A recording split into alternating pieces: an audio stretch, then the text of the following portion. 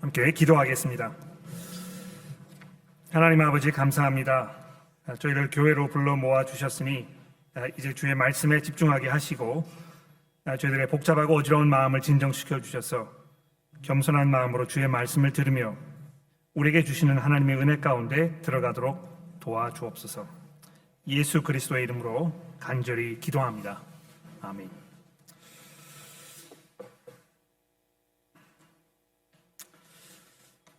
살다 보면 삶 속에 위기의 순간이 다가올 때가 있습니다. 아마 이 자리에 계시는 교우 여러분들 중에도 여러분의 개인적인 삶 속에 또는 여러분이 속해 있는 어떤 그 구성체 안에 닥쳐온 위기로 인해서 마음에 큰 염려와 근심과 슬픔과 불안 가운데 계시는지도 모르겠습니다. 종종 제가 그렇게 말씀을 드렸습니다. 어려움이 닥쳐왔을 때 바로 우리의 참 믿음, 우리의 믿음이 어떤 그 상태에 와 있는가가 고스란히 드러나게 된다. 근데 이 말은 사실입니다. 평소에 모든 일들이 순조롭게 잘 진행됐을 때는 우리가 하나님을 의심하거나 이러지 못할지 모르지만 어려운 순간이 왔을 때 정말 내가 하나님을 의지하고 있는 것인가, 하나님께서 나의 구주이시며 나의 임금이시라는 이 사실을 내가 정말 믿음으로 고백하는 삶을 살고 있는가, 이거를 확인해보는 그런 순간이 된다는 것입니다. 그러나 위기의 순간이 닥쳐오지 않았을 때, 즉 모든 삶이 평탄하고 또 평온한 상태에 있을 때라도 우리의 믿음이 위기를 맞기는 매 한 가지인 것 같습니다. 너무 삶이 편해서 모든 것이 내 원하는 대로 진행되고 있기 때문에 내 삶이 아주 만족스럽고 부족한 것이 없는 것처럼 느껴지기 때문에 하나님을 찾거나 하나님을 기대거나 하나님을 의지하려는 이런 마음이 점점 수그러드는 것도 동시에 사실입니다. 이 인간의 마음이 얼마나 나약하고 또 보잘것없는 것인지 우리가 이런 사실들을 통해서 확인해 보게 되지 않습니까? 어려울 때는 어려울 대로 하나님을 향한 의심이 마음속에 깊이 다가옵니다만 또 편할 때는 편할 대로 과연 하나님께서 나와 깊은 상관이 있는 분인가, 하나님이 계시지 않아도 내가 얼마나 편안하게 잘 살고 있는가, 이렇게 생각하면서 하나님에 대한 의구심이 들기는 매 한 가지인 것 같습니다. 그러니까 지금 내가 어떤 상황에 놓여 있는가, 이것이 중요한 것이 아니고 그 상황에 처해 있을 때 내가 과연 어떻게 하나님의 이 왕 되심을, 내가 하나님의 백성이라는 이 사실을 참되게 고백하며 살고 있는가, 이것이 정말 중요한 것이라는 생각, 정말 중요한 생각이라는 것입니다. 자, 오늘 본문 말씀은 이제 사무엘상 11장과 12장이 되겠습니다. 우리가 성경 봉독을 할 때 이제 12장을 저희가 읽었습니다. 11장에 대해서 제가 간단하게 몇 가지 말씀을 드리고 12장에 있는 말씀을 조금 더 집중적으로 살펴보려는 것이 제 계획입니다. 그래서 주보에 보시면 1번에 이 11장을 간단하게 이제 두 가지 포인트로 요약을 해서 이 배경을 조금 말씀드리고 난 후에 12장의 말씀에 조금 집중을 해 보려고 이렇게 계획하고 있습니다. 자, 여기 보시면 이스라엘에게 이제 큰 위기의 순간이 온 것을 보게 되지 않습니까? 암몬 사람들이 이스라엘을 쳐들어왔다, 이렇게 본문이 이제 시작이 되고 있습니다. 여기 이제 암몬 사람은 이스라엘 그 지도를 이렇게 생각을 해 보시면, 제가 지도를 준비해 오려다가 준비를 못 했는데요. 이 이스라엘 땅 동쪽, 그러니까 광야가 되겠죠. 거기에 거주하던 이런 사람들이었는데, 이 사람들이 블레셋 사람들과 마찬가지로 이스라엘 백성들을 아주 괴롭혔던 이런 사람들 중에 한 사람입니다. 그런데 이 길르앗 야베스라는 곳에 이제 치러 올라왔다, 이렇게 되어 있습니다. 특히 이 나하스라는 사람이 아마 암몬의 왕이었던 모양이죠.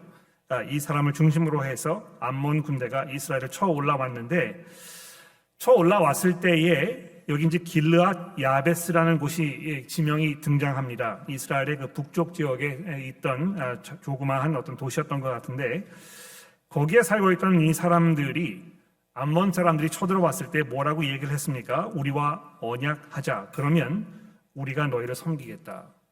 여러분, 이 말을 잘 한번 생각해 보십시오.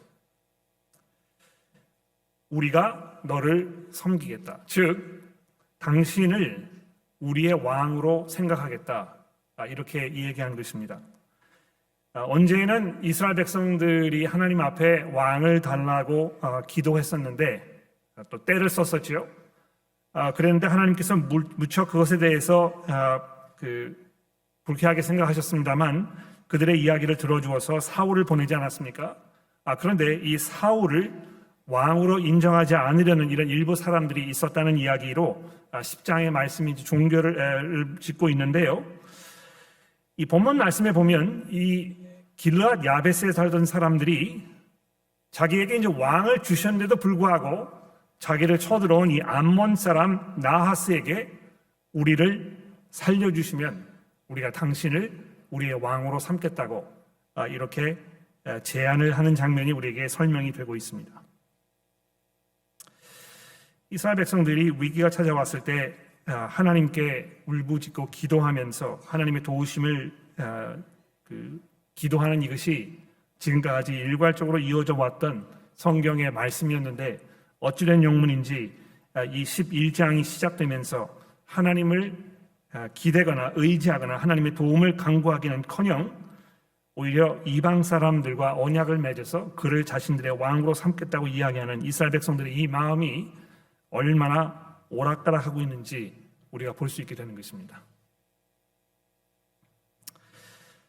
또 더 나아가서 여기 보시면 하나님께서 이스라엘 백성들을 위해서 세워놓으셨던 이 사울이라는 이 인물에 대하여 이스라엘 백성들이 신뢰하지 못하고 그를 의지하거나 그에게 기대지 않으려는 이런 모습이 이 본문 말씀 속에 고스란히 드러나고 있습니다. 3절 말씀에 보시면 야베스에 있던 그 장로들이 이 나하스에게 이제 이렇게 얘기합니다. 우리에게 이래 동안만 말미를 주어 우리가 온 이스라엘 지역에 전령들을 보내게 하라. 만일 우리를 구원할 자가 없으면 내게 나아가리라 하니라. 그러니까 이거 완전히 이 사울이라는 사람에 대해서 신임을 못하는 것입니다.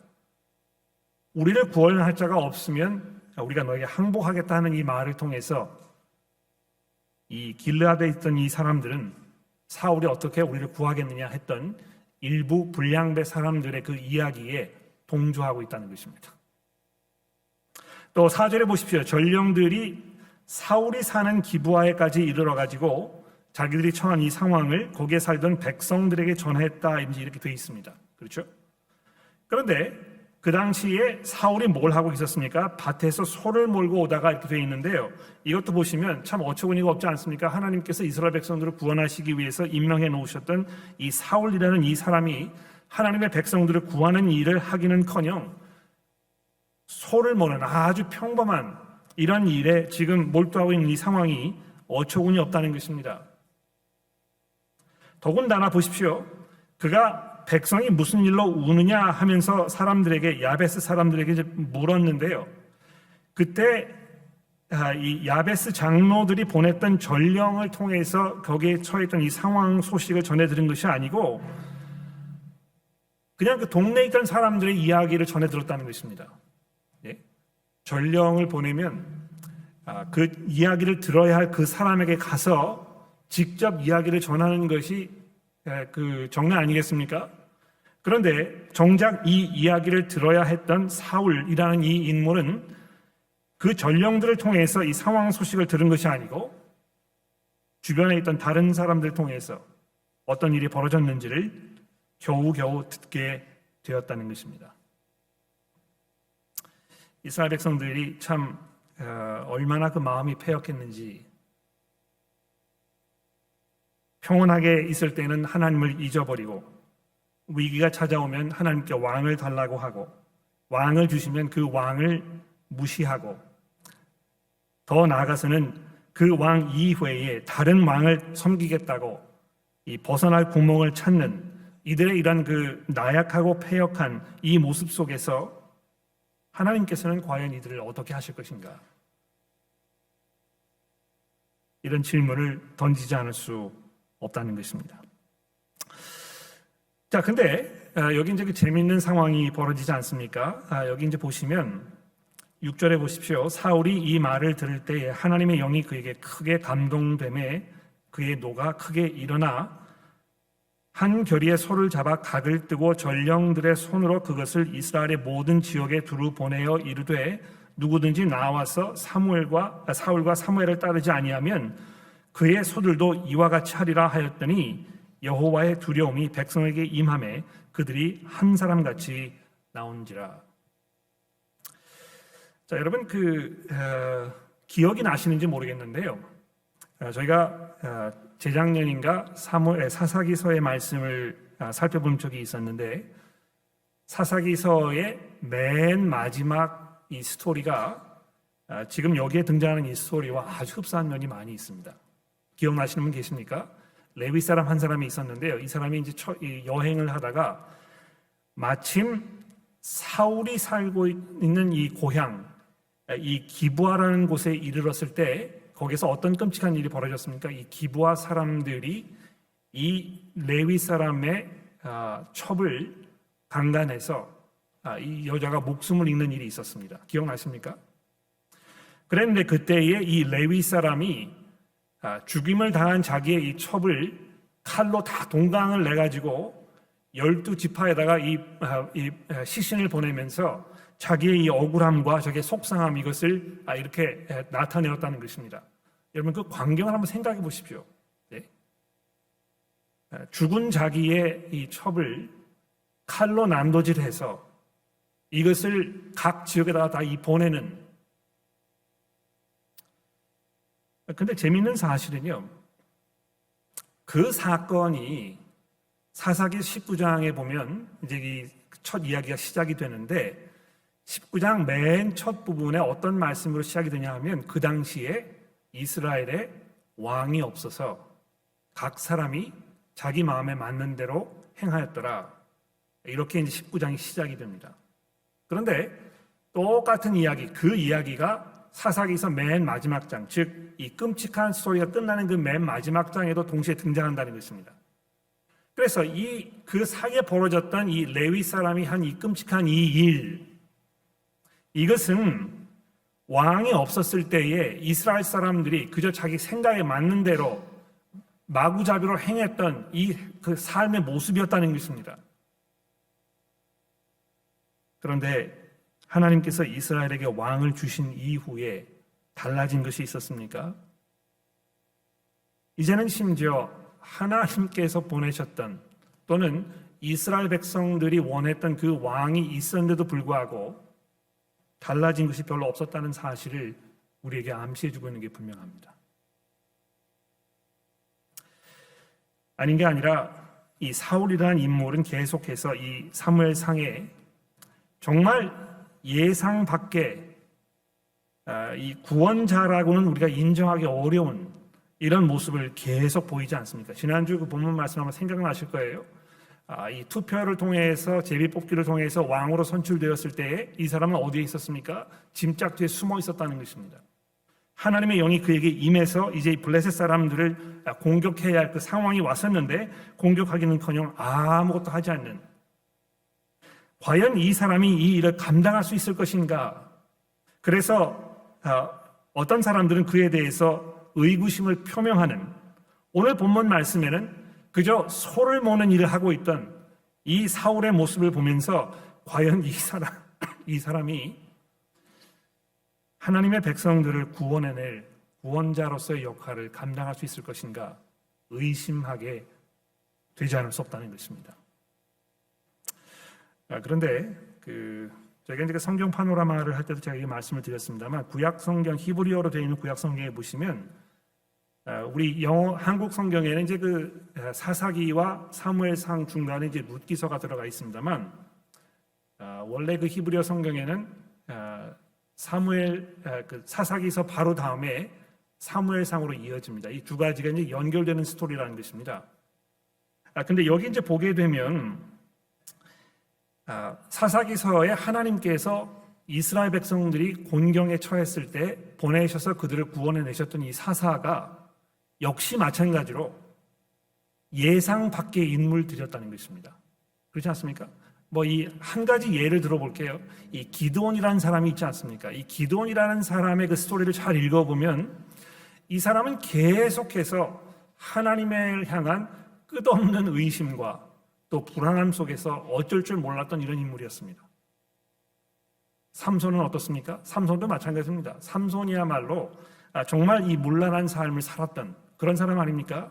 그런데 하나님께서 사사기에서 계속 우리에게 증거하는 그 내용이 무엇이냐 하면 이 사람들의 이런 부족한 모습에도 불구하고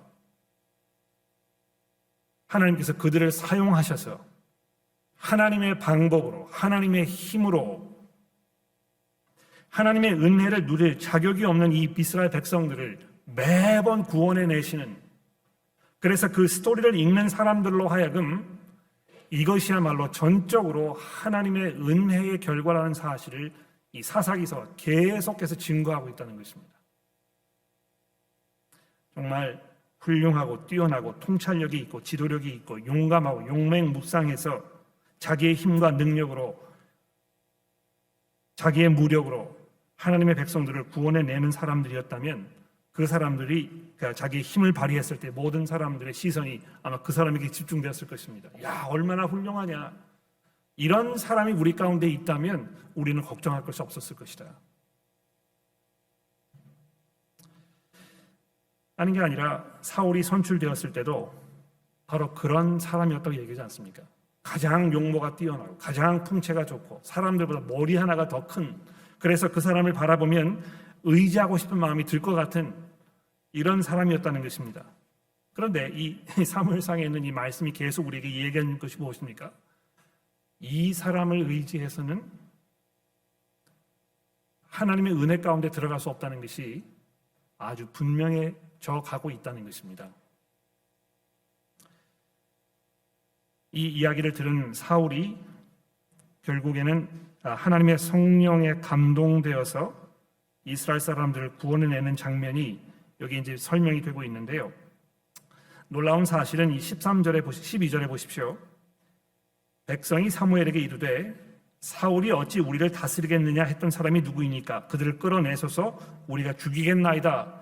이렇게 이제 이 난리 법석을 떨고 있는 장면이 설명이 되고 있는데 이 백성들의 마음이 얼마나 간사하고 패역한지 모르겠습니다.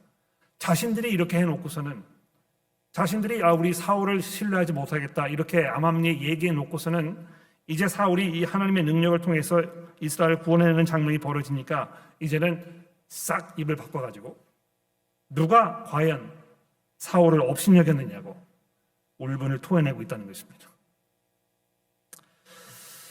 자, 그랬는데 보십시오. 13절에 보시면 사울이 이르되 이 날에는 사람을 죽이지 못하리니 여호와께서 오늘 이스라엘 중에 구원을 베푸셨음이니라. 이 사울도 이제 이 순간에는 이것이 자기의 능력으로 자기의 힘으로 된 것이 아니라 하나님의 은혜 가운데에서 이스라엘에게 베풀어졌던 이 놀라운 일이라는 것을 겸손한 마음으로 인정하는 것처럼 보입니다. 자, 이런 어떤 약간의 반전이 이제 일어나면서 14절에 사무엘이 이제 이렇게 얘기합니다. 우리가 길갈로 가서 나라를 새롭게 하자. 자, 이제 너희가 여호와의 삼으신 왕을 통해서 구원을 받아서 이제 참으로 평화를 다시 누릴 수 있는 상황이 벌어졌으니 이제 우리가 길갈로 가서 나라를 새롭게 해보자. 근데 왜 길갈이겠습니까? 주중에 성경 공부를 하시면서 이 길갈에 대해서 살펴보신 분들 계신지 모르겠는데요. 이 길갈이라는 곳이 성경에서 굉장히 중요한 의미를 가지고 있는 곳이었다는 것입니다. 이스라엘 백성들이 애굽 땅에서 나와가지고 광야에서 생활하다가 요단강을 건너서 가나안 땅으로 들어간 후에 가장 먼저 가서 거기에 제단을 쌓고 하나님께 예배를 드렸던 곳이 이 길갈이라는 곳이었다는 것입니다. 그 지역을 설명하면서 마침내 하나님께서 거기에서 이스라엘 백성들의 모든 수치를 다 굴러가게 하셨다 이렇게 이제 얘기해서 그곳을 길갈이라고 이름을 지었는데 이 길갈이란 이 이름의 의미가 불려갔다는 뜻이라는 것입니다. 하나님께서 이스라엘의 모든 수치를, 애굽에서 당했던 그 모든 수치를 다 굴러가게, 돌이 굴러 내려가도록 하게 하셨다 하는 의미에서 길갈이라고 잡았는데요. 바로 그 장소에서 이스라엘이 이제 비로소 새로운 나라가 시작되는 그런 아주 중요한 역사적인 장소였다는 것인데 사무엘이 바로 이 순간에 거기에 가서 우리가 나라를 새롭게 하자. 우리가 하나님의 나라로서, 하나님의 백성으로서 하나님 앞에서 새로운 시작을 해보자고 백성들을 독려하고 있다는 것입니다. 아닌 게 아니라 15절에 보시면 모든 백성들이 길갈로 가서 거기에서 여호와 앞에서 사울을 왕으로 삼고, 이게 아주 중요한 부분입니다. 그렇죠? 이제야 이스라엘 백성들이 비로소 자기들 앞에 있는 이 왕이 하나님과 대적되는, 하나님을 대신하는, 하나님과 반대되는 이런 존재가 아니고 하나님의 능력 아래에 있는, 하나님의 통치 아래에 있어야 하는 이 왕이라는 사실을 이제 처음으로 이렇게 시인하는 것처럼 보입니다. 그래서 여호와 앞에서 또는 여호와의 권위 아래서 사울을 왕으로 삼고 길갈에서 여호와 앞에 화목제를 드렸다 되어 있습니다. 여러분, 화목제가 뭔지 잘 아시죠? 예?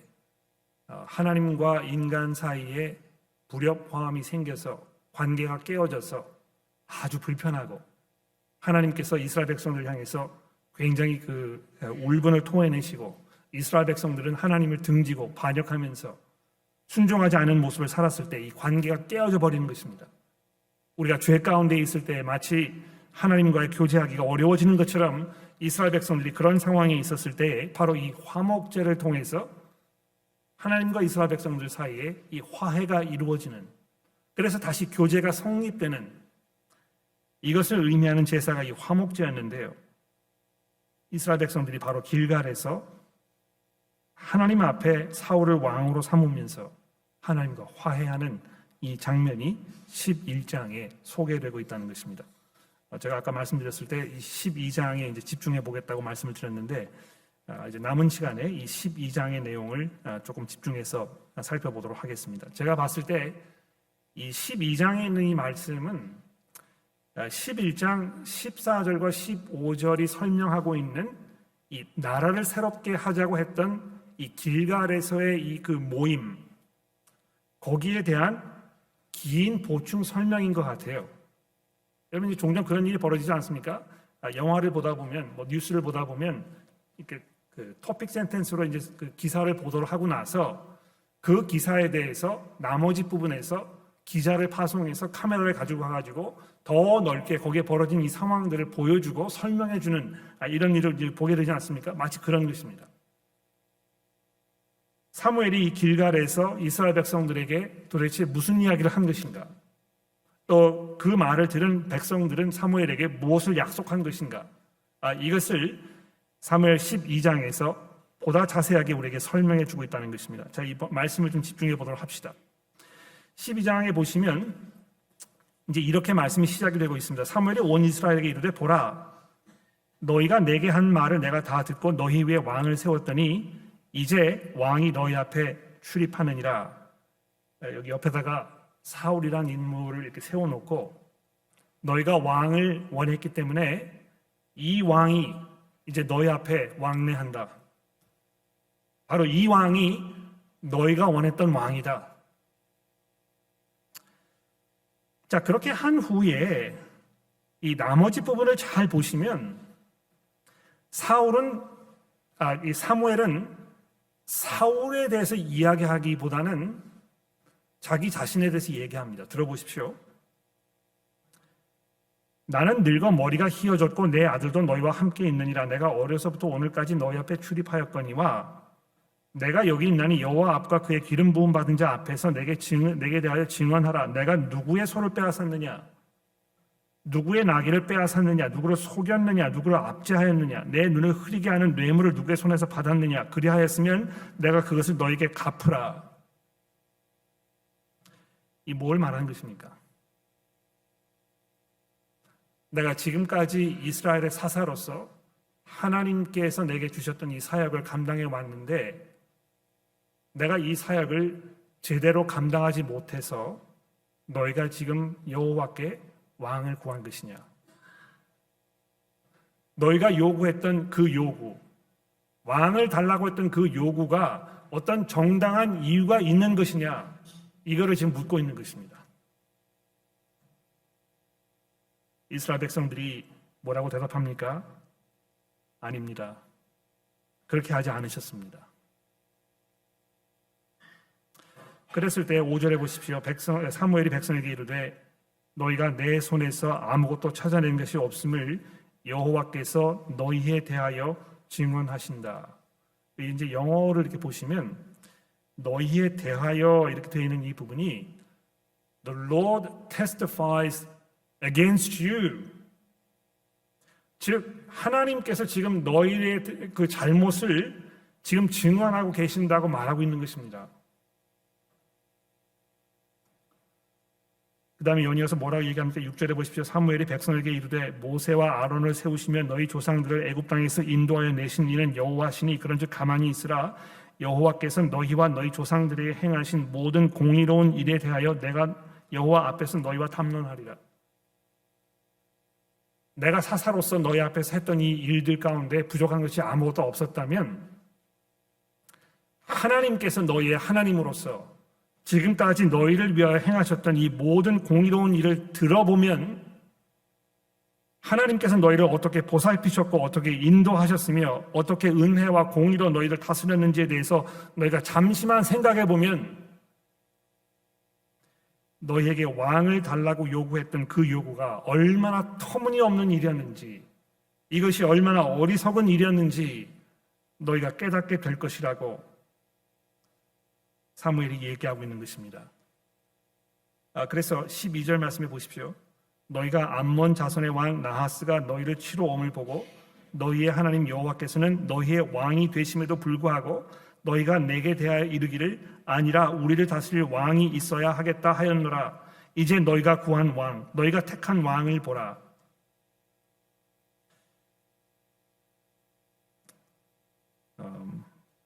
여러분, 사울이 이 옆에 서 있었는데요. 사울이 이 이야기를 듣고 그 마음속에 무슨 생각이 들었을지 굉장히 궁금하지 않습니까? 자기가 지금 옆에 서 있는데도 불구하고 사무엘이 계속해서 이스라엘 백성들에게 하는 이야기는 이것입니다. 이 왕을 좀 봐라. 너희가 원했던 왕이다. 그런데 이 왕을 구했던 너희의 그 요구가 얼마나 터무니없는 것이었는지 생각해 봐라.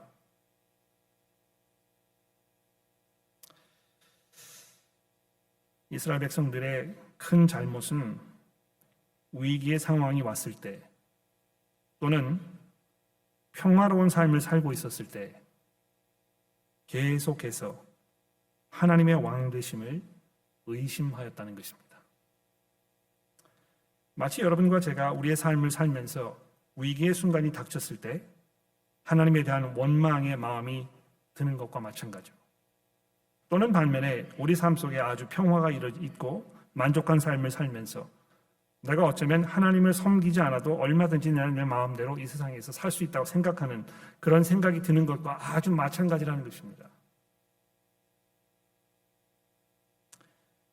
계속해서 16절 말씀을 보십시오. 너희는 이제 가만히 서서 여호와께서 너희 목전에서 행하시는 이 큰 일을 보라. 오늘 밀 베는 때가 아니냐. 내가 여호와께 아뢰니 여호와께서 우레와 비를 보내사 너희가 왕을 구한 일 곧 여호와의 목전에서 범죄한 죄악이 큼을 너희에게 밝히 알게 하시리라. 여러분, 이 사울이 이스라엘의 왕으로 선출된 이 사건은 이스라엘의 역사에 있어서, 이스라엘 믿음에 있어서 정말 중대하고 정말 심각한 죄악이었다는 것입니다. 바로 이 사건을 통해서 이스라엘 백성들이 하나님에 대한 의심과 불만과 불만족을 그대로 표현해내는, 더 이상 하나님을 우리가 신뢰할 수 없다는 이 마음의 표현이었다는 사실을 사무엘이 우리에게, 이스라엘 백성들에게 증거해 주고 있습니다. 근데 기억나시죠? 이때의 이 곳에서 이스라엘 백성들이 하나님께 화목 제물을 드리고 여호와 앞에서 사울을 왕으로 삼는 이 장면이 11장에 설명이 되어 있었습니다. 어떻게 이게 가능했겠습니까? 19절에 이게 설명되어 있는 것입니다. 모든 백성이 사무엘에게 이르되 당신의 종들을 위하여 당신의 하나님 여호와께 기도하여 우리가 죽지 않게 하소서. 우리가 우리의 모든 죄에 왕을 구하는 악을 더하였나이다. 여러분 어떠신지 모르겠는데요. 저는 이 19절이 굉장히 감동적입니다. 얼마나 다행인지 모릅니다.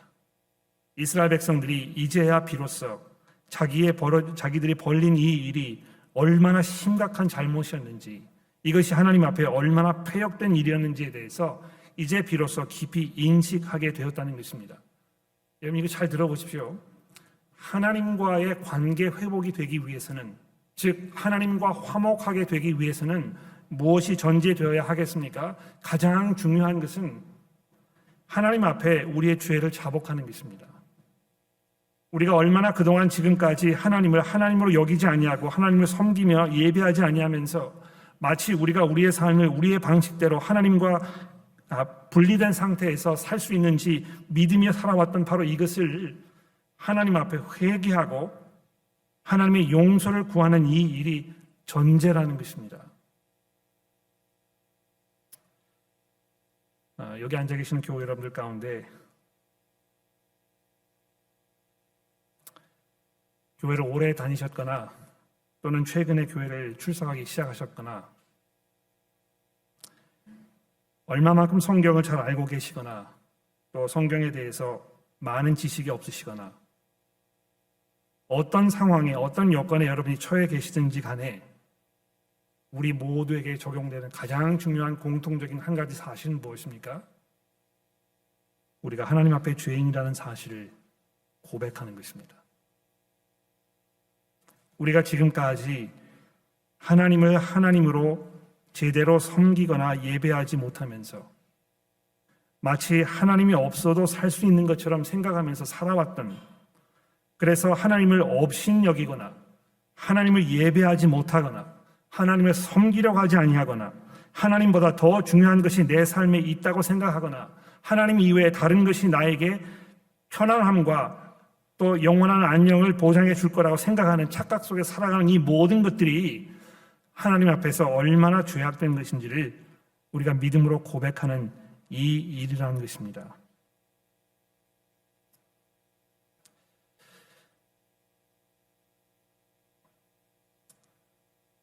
사무엘이 21절에 뭐라고 얘기합니까? 돌아서서 유익하게도 못하며 구원하지도 못하는 헛된 것을 따르지 말라. 그들은 헛되니라.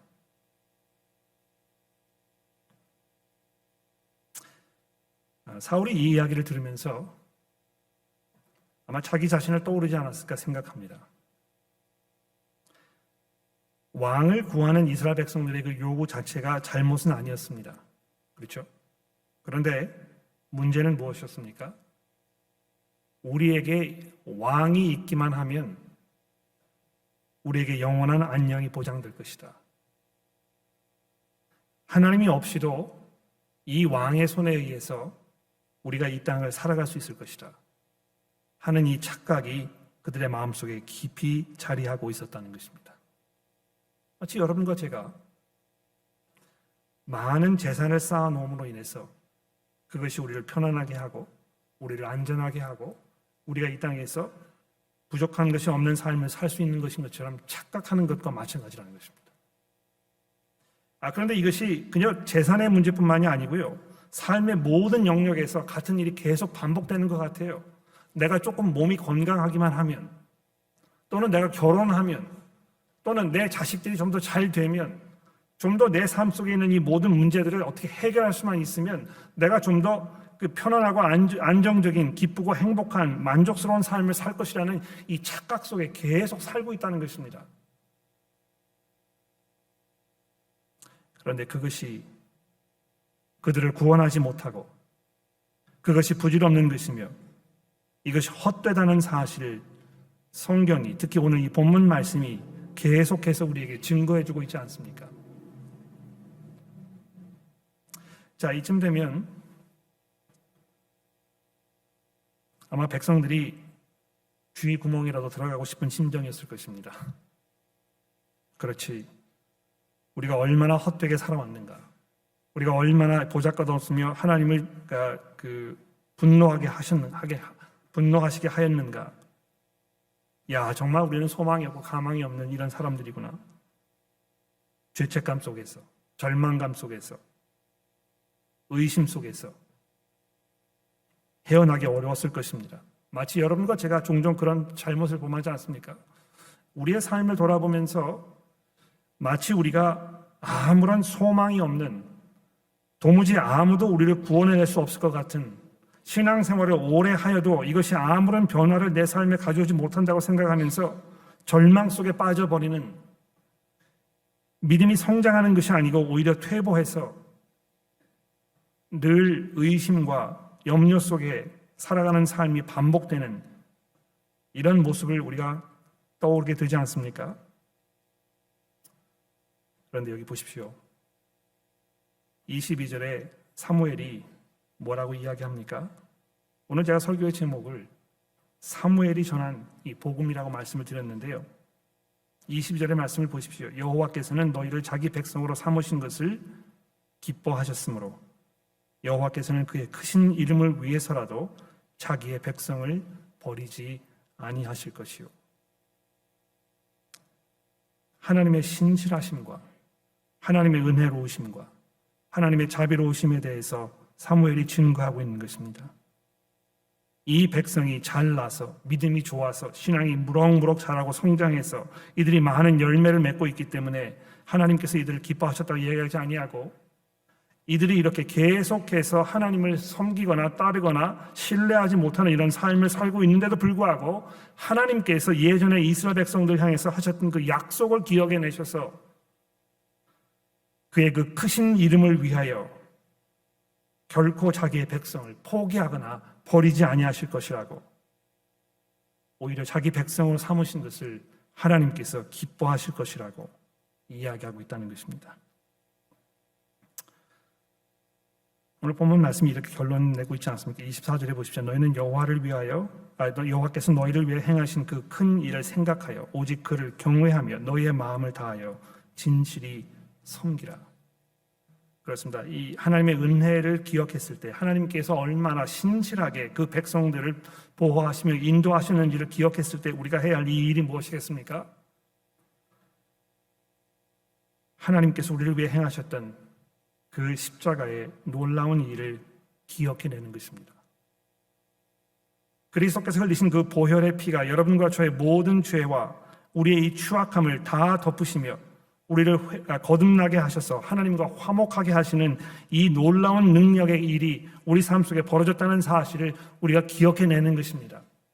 그 하나님의 은혜 가운데에서 이제 거듭난 하나님의 백성다운 삶을 살 수 있도록 하나님께서 보내신 그 보혜사이신 그리스도와 그분의 성령께서 여러분의 삶 속에 강하게 역사하고 계신다는 사실을 기억해내는 것입니다.